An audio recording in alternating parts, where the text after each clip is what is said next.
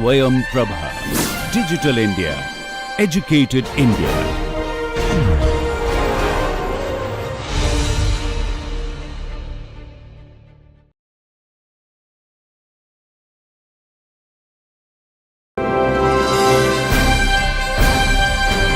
Swayam Prabha. Digital India. Educated India.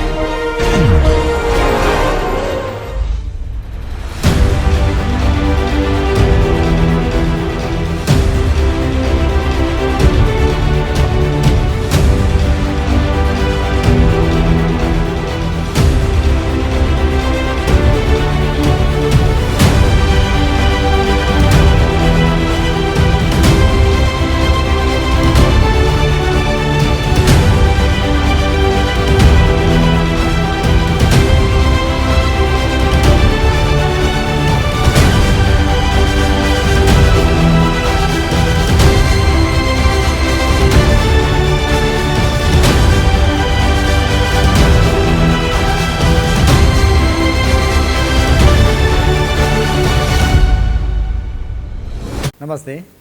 Welcome to the 19th session of our course Yoga and Positive Psychology for Managing Career and Life. In today's session, we are going to discuss yogic interventions for managing emotions. You perhaps can recall that in last few sessions, we are looking at yogic processes or yoga based practices as interventions at different layers of self. So, kosh, manomay kosh, vijnanamay kosh, there are different interventions we can draw from the yogic tradition and yoga based practices.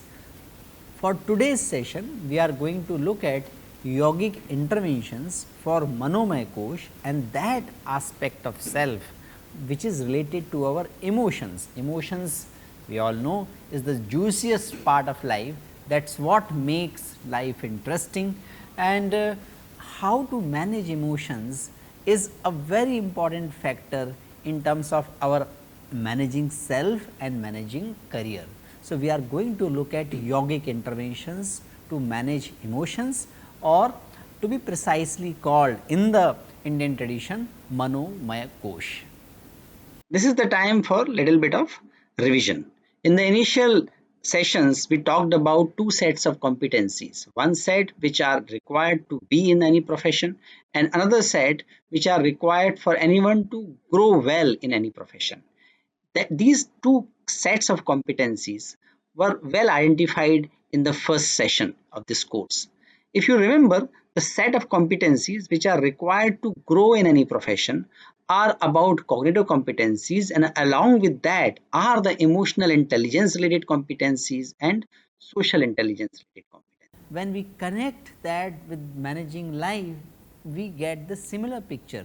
Managing life is also about managing our emotions, our thoughts, and managing career is also about managing our emotions in the day to day interactions, building our network, managing our relationships at work, because that is the foundation for motivating ourselves and others, leading ourselves and others, building team, leading teams, understanding organizations and leading organizations. So, self management skills and career building skills, they are pretty overlapping to each other, and there are some discipline specific skills and there are some generic specific skills, and those generic skills we are looking at emotional intelligence and social intelligence. Let us take a short quiz. Markets are driven by, and you need to think answer to this question. What is the answer to the question markets are driven by? Investors' mood. Leadership is based on, and the answer is trust. Uptake of any technologies is linked to the customer. Some technologies can be very good, but customers may not pick it up, customers may not adopt those. What makes people customers to adopt some technology, and that is engagement and pleasure involved in the technology. Regulations are driven by what kind of laws are passed, what kind of regulations are formed. They are driven by which factor? They are driven by activism. There can be hundreds of things on which regulations can be passed, laws can be made, but priorities naturally flow towards those regulations and those laws which are promoted by activism, activism by the government of the day or activism by the social groups. Pivot of service experience or service and experience in any customer provider and client interaction, and that is understanding and connecting. Elections are won by conviction and sentiments, not only driven by hard data, but election results are majorly influenced by the flow and direction of sentiments. Team performance is driven by motivation. Relationships are formed by human needs, love and respect. And answers to all these questions ranging from mood, trust, motivation, human needs, love, respect, etc. What is commonality in all these answers? The commonality is that all these are emotions. Life is majorly driven by emotions. It makes life juicy, it makes life interesting, it also makes life complicated. But scientifically speaking, emotions are data. Emotions, what is the functionality of emotions? The functionality of emotion is that organism get a feedback, and feedback result into some physiological activity, feedback received from environment. That feedback can be about the threat, that can be about some pleasurable experience. All those feedback result into some physiological activities that stimulate some activity, that is primarily emotion. Emotions, that is why, can be traced back to some or other part of the body. Actually, all the emotions are connected to some biomarkers, some neurotransmitters, some physiological indicators.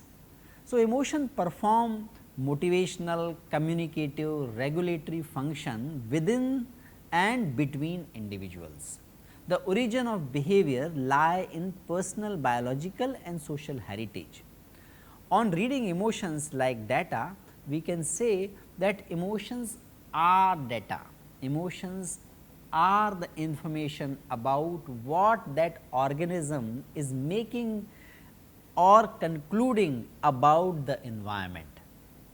When you see what others are feeling, that is information. What their motivations are, what they are leading to, what is occupying a lot of their energy and attention. At the same time, if you do not show any emotion, that is a signal that you lack passion, you know, and you are incapable of really connecting to the challenges of the moment. So, emotions have very important role in the evolutionary process, in relationships and managing ourselves. Emotional intelligence is becoming very popular term these days. Emotional intelligence is valued, it is recognized as a very important factor in success, in being successful at job, in career, in relationships and all walks of life. What is the simplest and elegant definition of emotional intelligence? Emotional intelligence is defined by Brackett and his colleagues as the combination of two factors, combination of energy and pleasantness. According to the energy and pleasantness, we can at some or other quadrant of this 2 by 2 matrix. So, let us stay with this matrix for some time. and think about who are the public figures, who are the leaders who have natural tendency to be in some or other quadrant of this energy pleasantness matrix. We can think about some personalities, and I am not going to tell about those. You need to think about and look at the examples around yourself, or pick up the people whom you are familiar to or you are following. Many of them have tendency to remain at high energy and low pleasantness block. Many of them have a natural tendency to be in the low energy and low pleasantness block. Many of them are very highly pleasant, but not very energetic, and some of them are high on both on energy as well as pleasantness. Let us look at this block of high energy, high pleasantness, and reflect what kind of leaders, teachers, managers, bosses we admire most. We invariably admire people who are high on both, who are high on energy and high on pleasantness.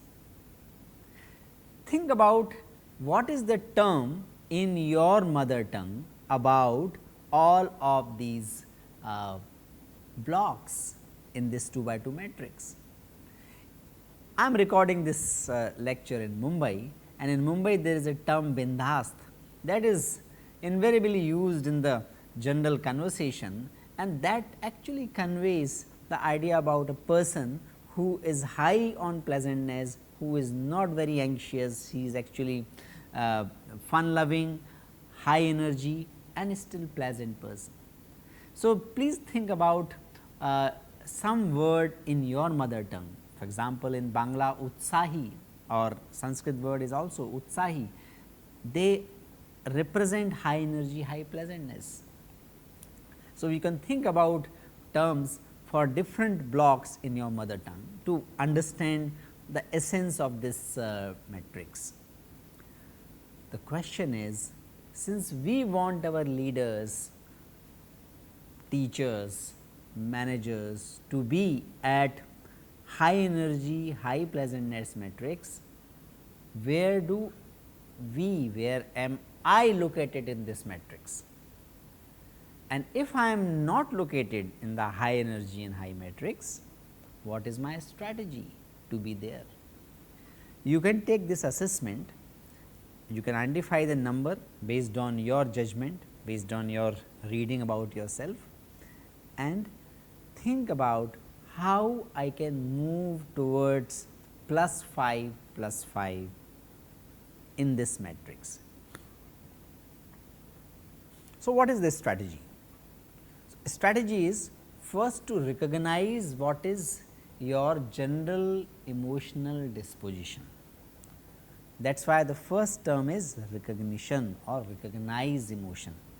In general, what is my emotional disposition? In general, what is the emotional state I live? And in particular, at a particular situation, I am feeling, that has to be recognized. That is the first step. After recognition, we can understand the emotions clearly. When we understand it, we can label that emotion. From recognition to labeling, our awareness cycle gets over. Until I am aware of the emotion, I cannot manage it. So, the first 3 steps ensure that I am aware of the emotion. When I am aware of the emotion, I can strategize how to express emotion. For example, anger. Anger, if I experience it, instead of just suppressing it, instead of just ignoring it, it is important to convey what is. For example, we look at ourselves and recognize that I am feeling angry. If I am feeling angry about something, about in certain situation, I need not to act out of anger. but I need to understand and label the emotion. Or if I am feeling disgust, or if I am feeling guilt, or if I am feeling affectionate. In all these emotions, we need to first understand and label this. Then we can express it appropriately. If it is anger, it is not to be acted upon, it has to be expressed. It is one thing to start shouting in the anger, it is another thing to tell the person that you have done this and that makes me upset. Please let me know if I am missing out something, or if my anger is unjustifiable. In the second case, we are expressing emotion, but we are not acting upon emotion. When we express it, we give time to ourselves to regulate the our action, regulate our words about that emotion. So, the acronym RULER, RULER, that is for these 5 steps, and that is advocated by, that is explained beautifully by Brackett and his colleagues.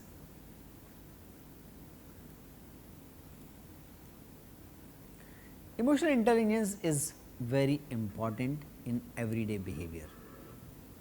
There is a study, there are so many studies, I am just quoting one of those, a very comprehensive study and thoroughly designed. It looked at college students and took the ability test of emotional intelligence, and they also looked at the big 5 personality trait. They wanted to understand whether emotional intelligence is affected by the personality type or not.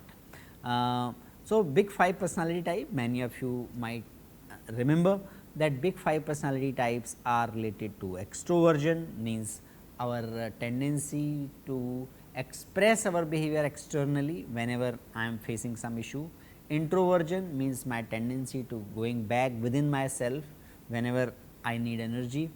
Conscientiousness meaning following the process, openness to experience, that means being experiment about life, about situations, and neuroticism means emotional instability. These are the 5 personality traits. This is called big 5.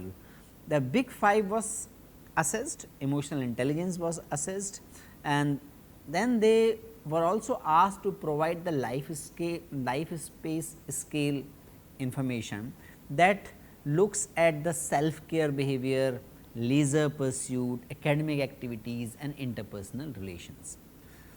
What in this study was found that women invariably they scored significantly higher than men on the emotional intelligence.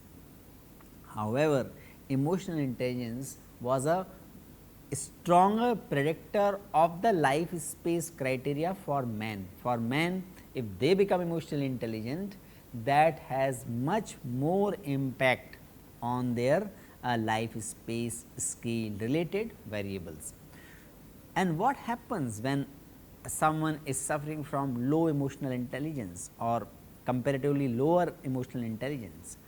Principally, that is related to the inability to perceive emotions and to use emotion to facilitate thoughts, and that was also associated with the negative outcome. And what are the negative outcomes of lower emotional intelligence? In this study, amongst the college students, illegal drug and alcohol use, deviant behavior, poor relations with friends, all these variables were connected to low emotional intelligence.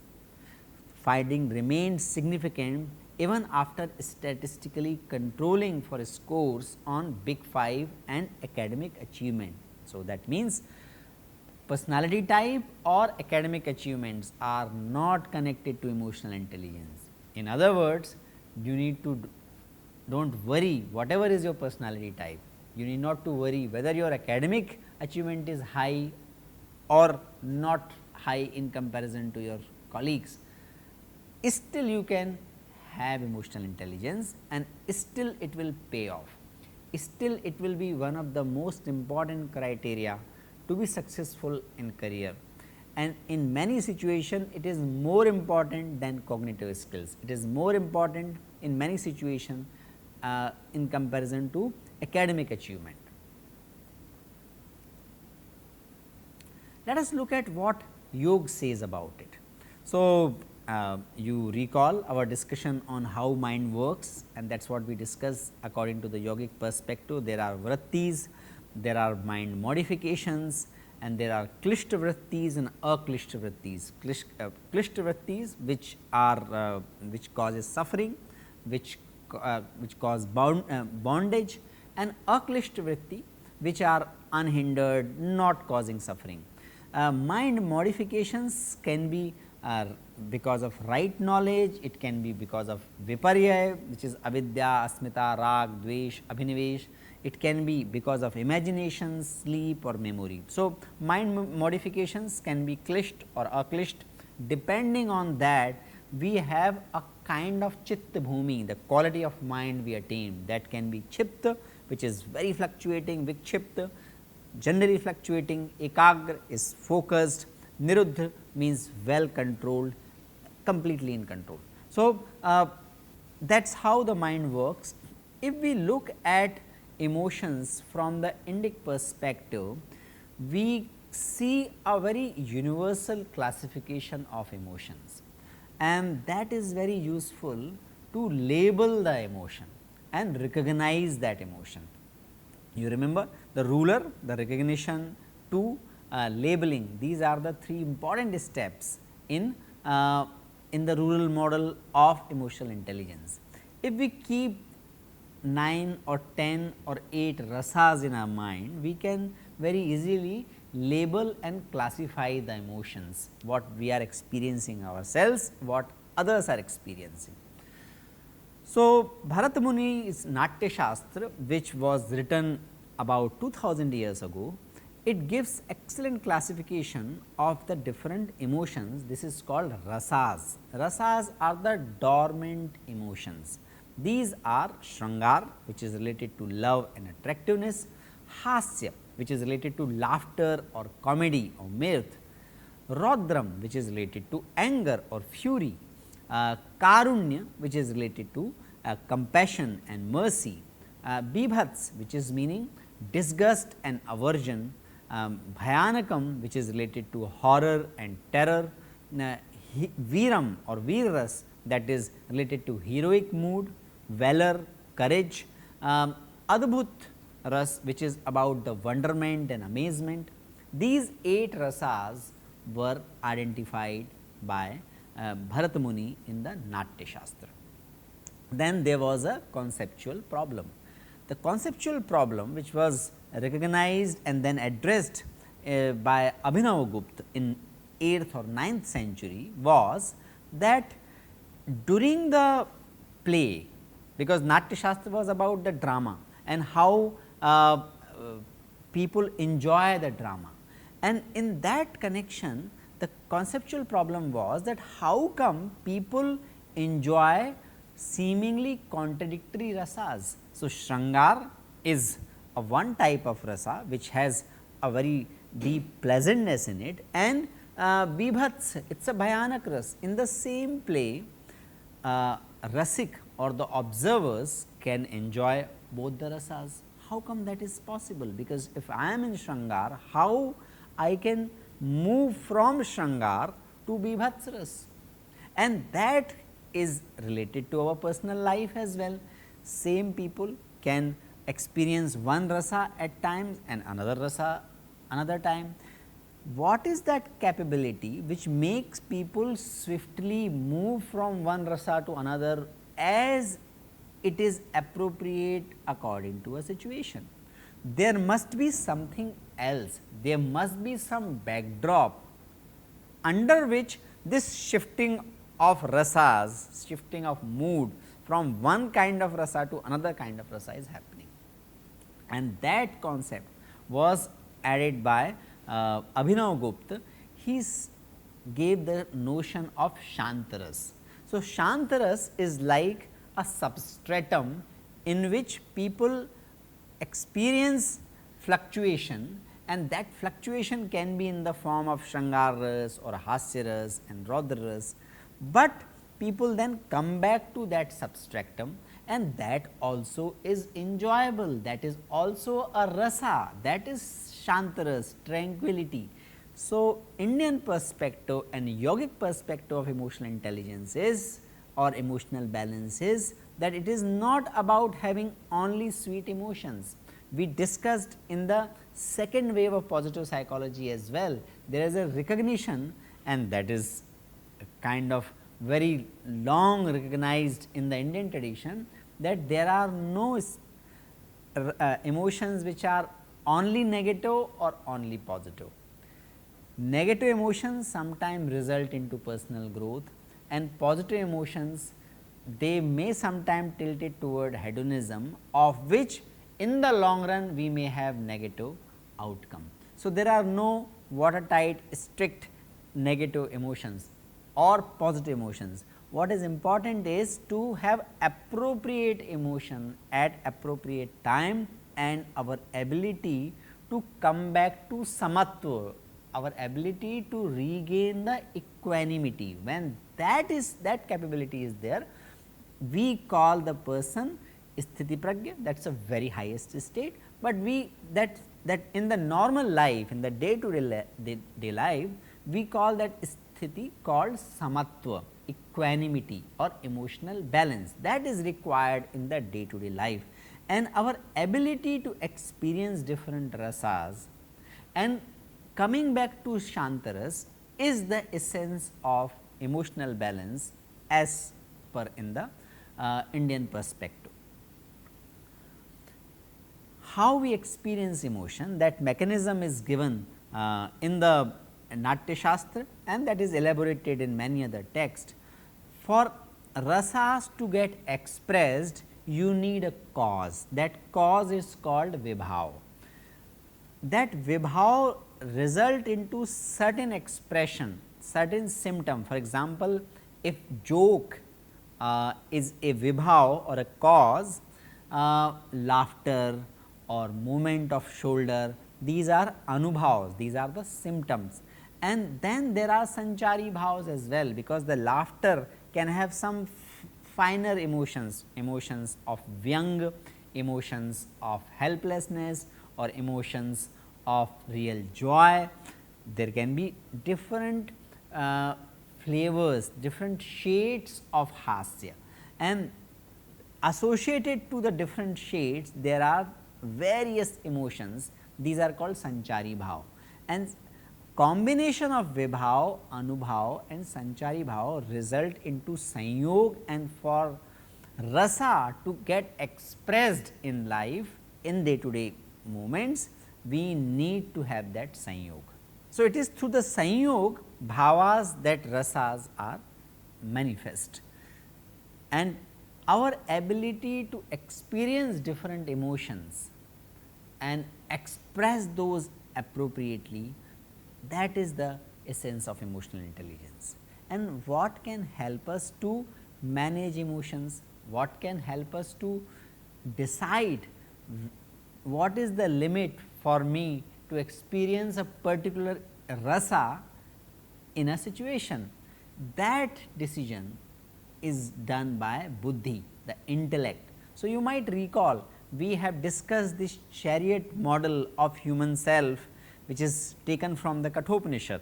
It clearly says that senses are like horses of chariot, rein is the man, the rein with which we control the rein with which a charioteer, and the charioteer who is holding the rein is intellect. The self, the real self, the Atman is the one which is standing, which is giving direction to the charioteer.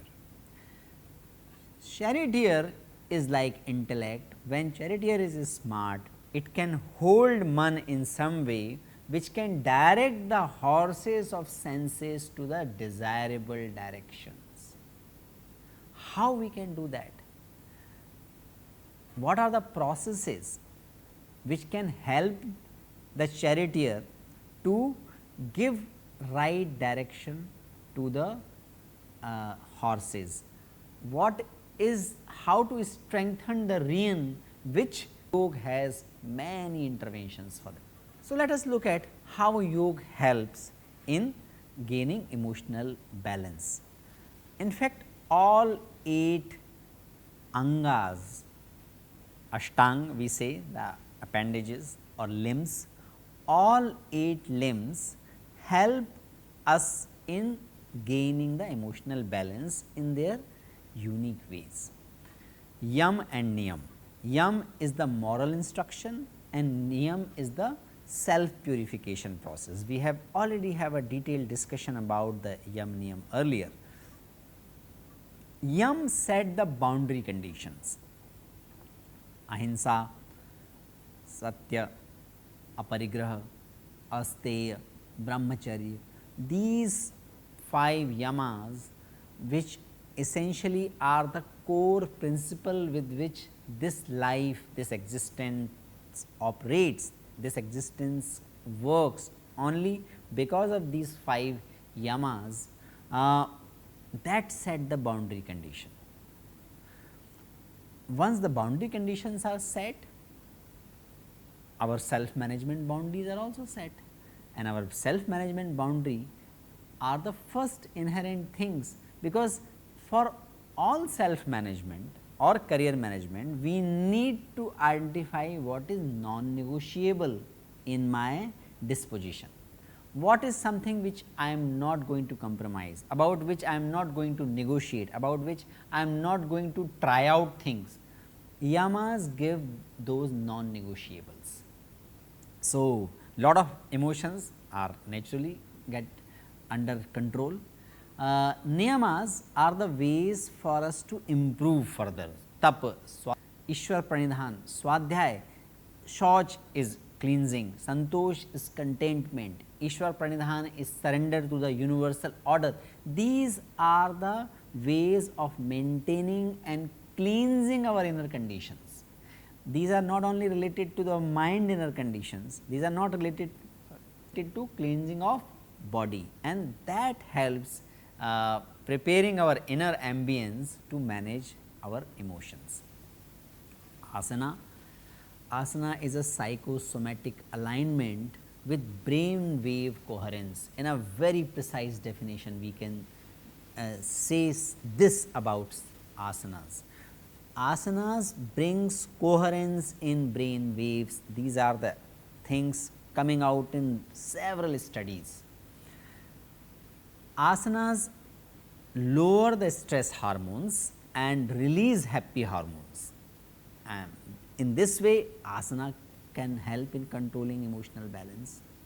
Pranayam, we had a complete session on pranayam as well, which is about relaxation and regulation through breathing. We looked at how fascinating this act of breathing is.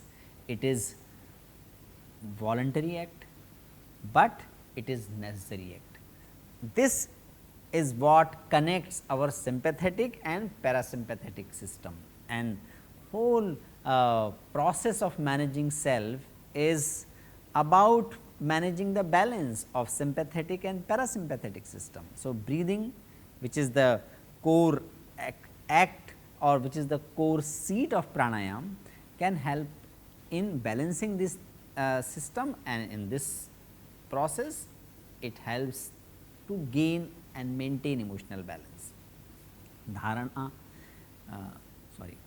pratyahar, sense organs, or becoming inward focus in terms of our senses. We looked at in the pratyahar session, as there are bahya indriyas, means the senses which look at outward, so we have intrinsic indriyas, intrinsic senses. Because of the intrinsic senses, we are able to watch or listen things in dreams, even when our eyes are closed. We may not be in the sleep, in the dreaming phase, we may not be able to listen something which is going on outside, but we can listen something which we are seeing, which is coming in our dream. So, there are intrinsic indriyas. Closing the outer indriyas and awakening or just focusing on the intrinsic indriyas. That is the essence of pratyahar, and pratyahar is purposely stepping back our right mode of consciousness, and naturally that helps in gaining emotional balance. How it works, we looked at that whole mechanism in the last session. Dhyan, that is the quieting of mind. This is a great space for the emergence of intelligence. When when the external senses are not processed and internal senses are still alert, in that state the dhyan happens, and when dhyan happens, emotional balance naturally comes to our life. Samadhi, we cannot discuss it in great detail about samadhi because it is much deeper experience. Nonetheless, we can say it is transcendent of emotions and individualized cognition. We become available to the universal intelligence in samadhi, the systemic intelligence in samadhi we become aware of. So, we can look at all steps of yoga, all appendages or limbs of yoga helps in gaining and maintaining emotional balance. A systematic review on yoga and positive psychology done by Chirag Dagar in his unpublished PhD thesis awarded recently by School of Management in IIT Bombay gives the three major fields where yoga and positive psychology coincide, and these are related to specific emotional domains. So, physiological and biological domain, psychological domain and neurological domain, and through all these processes yoga helps in not only gaining emotional balance, but also experiencing emotional joy, emotional ecstasy and remaining in that ecstatic state for long time. So, physiological or biological mechanism which helps in experiencing positive psychological outcomes through yoga are related to relaxation, enhanced parasympathetic nervous systems activity, focus on breath, interoceptive and bodily awareness.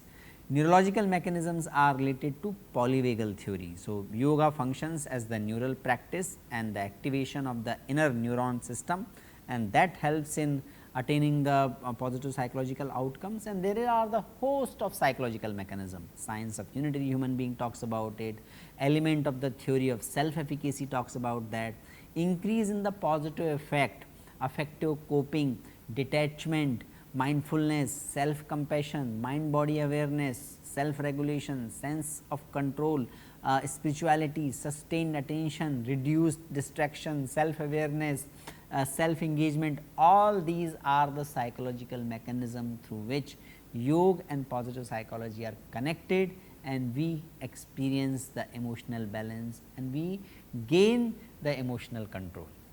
In this session, we are going to look at three major constructs. One construct is drawn from the Yoga Sutra and two constructs are drawn from the positive psychology.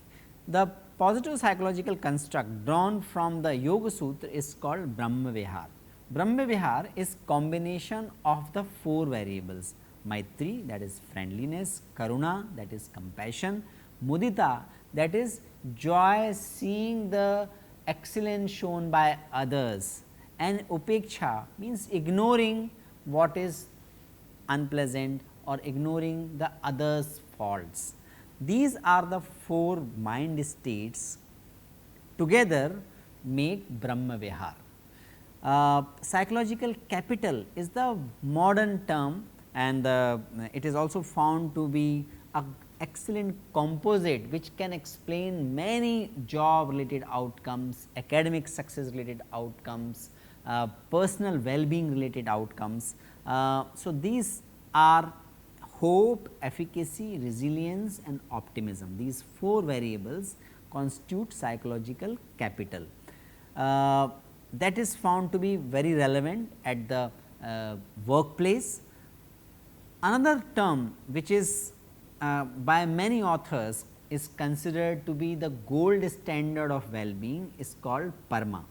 PERMA is again combination of 5 factors. These are positive emotions, engagement, positive relationships, meaning and sense of accomplishment in life.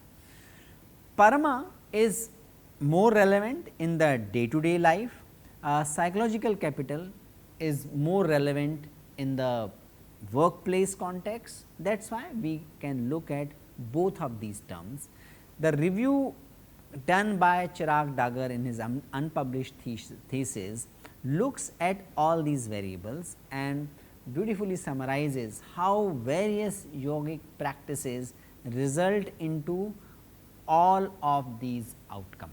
We cannot only discuss the positive emotions, we need to look at negative emotions as well, because for gaining emotional balance, as much it is important to enhance positive emotions, so much is the importance of managing negative emotions or the emotions which result into unpleasant experience or diminishing of our energy.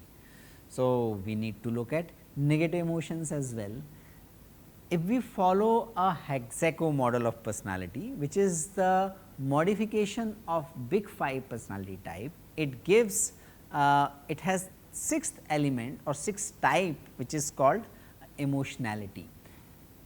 Emotionality is related to emotional distress, and this is the combination of fearfulness, dependence, anxiety and sentimentality.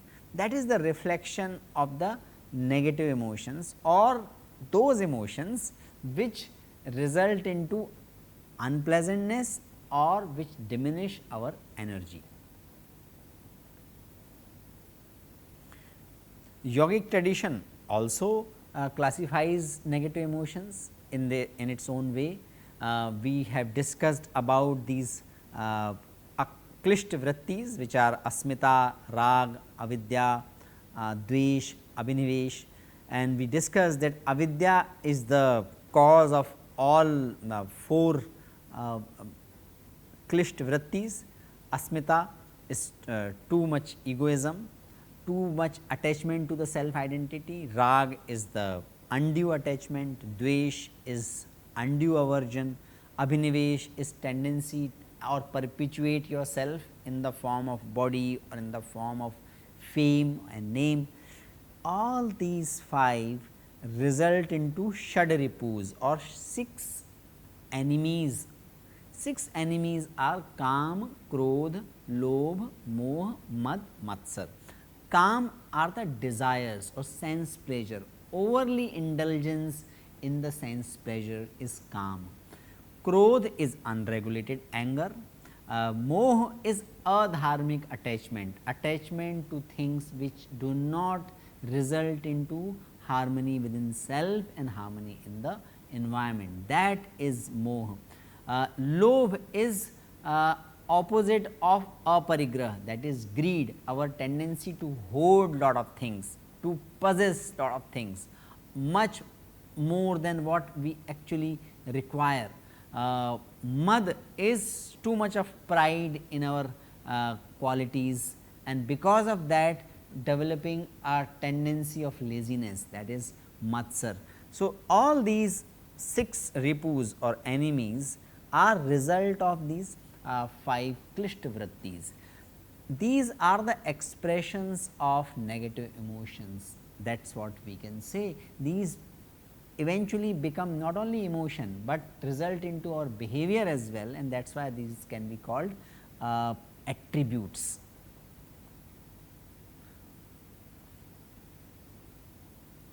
We look at the 4 emotions which result into unpleasantness or which result into lack of energy. If we look at fearfulness or all 4, these when they happened, when they became part of human self, these emotions had some purpose. These are not useless emotions, but when we overplay on these, when these become more prominent in the personality, that result into emotional distress. So, evolutionarily speaking, we have to have concern about what is happening in the environment. We need to be alert about it. That was the function. But when this alertness became excessive, when this concern became excessive, it becomes fearfulness, and that fearfulness becomes dysfunctional. Excessive attachment with the outcome. We all are goal directed beings. We all have to achieve something in life. We work best when we have some objective in life. But when we are too attached to the outcome of the activity, we think much more about the outcome rather than enjoying the process and remaining connected with the process. That state is called anxiety. Anxiety meaning we are too attached and want to look at the outcome of effort more immediately, earlier than a process can happen and process can allow the outcome to appear front of us. Similarly, we could find family or community because they were able to trust each other, they were able to develop that complementary relationship with each other. When this trust became excessive and result into dependence, it becomes cause of emotional distress. That is another form of emotionality. Similarly, we were able to live in a family or community because we build relationship, we have sense of attachment with each other, that is how friendships appear, that is how relationships are built. But when we are too attached to some people, certain things, certain situations, certain places, that too much of attachment makes us sentimental about those, and too much attachment becomes makes us sentimental, too much aversion also becomes sentimental. So, we can see that there are some rudimentary emotions which are important, but when these are overplayed, when they become much more than what is required to remain functional, they take the shape of emotional distress. Fearfulness, anxiety, sentimentality, dependence are those kind of emotions. How you can help in managing these emotions, managing negative emotions? There are different ways of managing these emotions. Some of the examples we are going to look at. One is exposure therapy. Exposure therapy is prominently useful in anxiety and to some extent sentimentality. What we do in the exposure therapy? We make the list of situations which trigger anxiety. Then we need not to worry about the level of anxiety when we are preparing the list, but we need to continue to work on that list and give the hierarchy. Look at what you wrote and organize them, and once that gives you less anxiety to the ones that are the larger source of anxiety. So, there are something which give you more anxiety than others. You look at you start addressing things which give lesser anxiety. So, you can be little relaxed about those things. Then you think about the worst scenario, look at your new organized list, take the moment to think about what could be the worst thing you would have faced in those situations, why is that worst, how likely it is to happen, what could you do to prevent it, what is the best way to deal with it if it really happens, and try to answer these questions. In that process, we become more cognitive, we become more aware of the situation, and then we can start working on these items one by one. That is the exposure therapy, that is very useful in managing anxiety. There are methods which can be helpful to for the grounding and centering, and these are useful for managing sentimentality as well as managing dependence. What do we do in that? What are the 5 things you can see? That is the way to distract ourselves. That is the way to take away our excessive emotional investment in one situation to another. What are the 4 things you can feel? What are the 3 things you can hear? What are the 2 things you can smell? What is one thing you can taste? By this technique called 5, 4, 3, 2, 1 technique, you can purposefully take in the details of your surrounding using each of your senses and strive to notice small details that your mind would usually tune out, such as distant sound or a texture of the ordinary object. When we do that, our mind is taken away, our thoughts and emotions are taken away from the things which makes us anxious, which makes us sentimental, which makes us dependent on something, and that creates a self space. In order to decrease the dependence, when the basic and particularly sentimentality, the one method is self care. When the basic emotional needs are neglected, it can perpetuate a vicious cycle of sentimentality, where you are unduly emotionally attached by other individuals or external states. So, it is time to turn focus on yourself and determine what your basic needs are that can be fulfilled. So, list down the basic needs: eating well, living healthily, sleeping well, sleeping for enough time, exercising, scheduling. We also need to look at who are the people in our circle, listing down the family, friendship, career, personal hobby. These all are the different domains in which we experience life. Sentimentality happens when we emphasize too much on one or two domains. When we write down these things, when we write down multiple domains which are equally important for our well-being, we realize that which are the domains we are giving disproportionately higher time and which are the domains which we are neglecting. Once we identify those domains which we are neglecting, we need to give more time and energy to that, and that naturally result into decrease in sentimentality and dependence. If you look at all these methods require our mind to get little disconnected from the ongoing perpetual or cyclical ways of thinking. Because there is cyclicity, there is a perpetualness of the similar thoughts again occurring again and again, we keep experiencing deeper level of anxiety or dependence or sentimentality. Yoga helps us to break that cycle.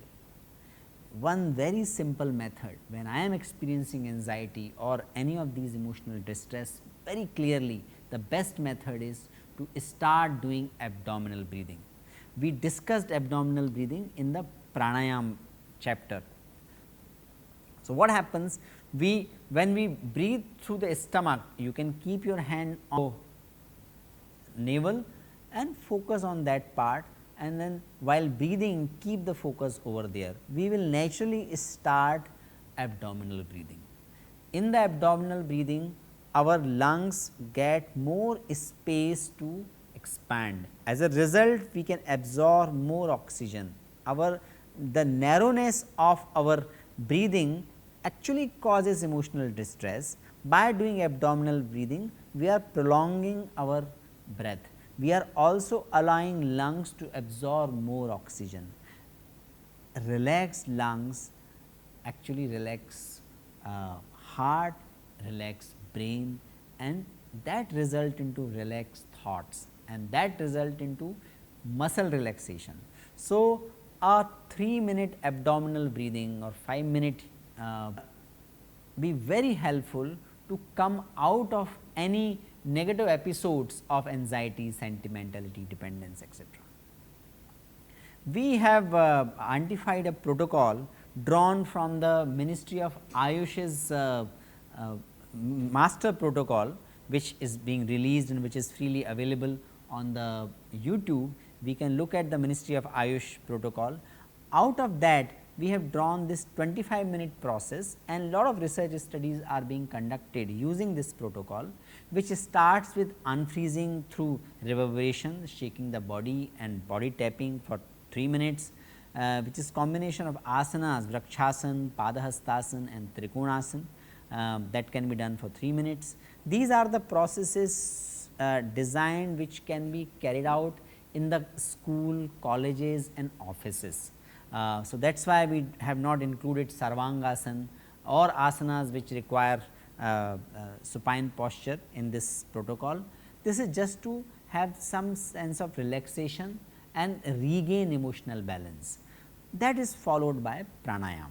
So, in the pranayam section we recommend 4 pranayam: Ujjayi, high frequency yoga breathing which is called Kapalabhati, alternate nostril breathing which is Anulom Vilom, and breathing with humming, that is called Brahmari.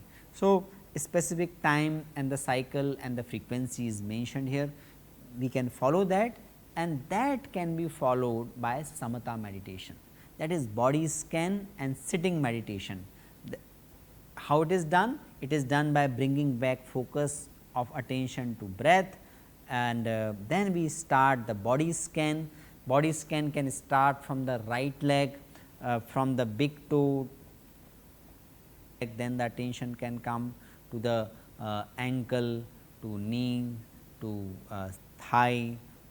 Then we can shift our attention to the left leg, starting from big toe to the smaller toes one by one, then ankle, then the left knee, left thigh, gonad, stomach, chest. Gradually we can take our attention from chest to the shoulder, right shoulder, left shoulder, neck, head. We can take attention to the breath. With the attention to the breath, we can take our attention to the stomach and the movements going on in the stomach with breathing. This simple meditation for about 7-8 minutes, it is basically a relaxation process, completes this 25 minutes protocol. We have found that if this much is done, at least this much is done for even 7 or 8 weeks, we can experience a clear shift in many outcomes like psychological capital, more engaged living, more positive emotions, etc. So, in this section we looked at how negative emotions can be managed through the yogic practices.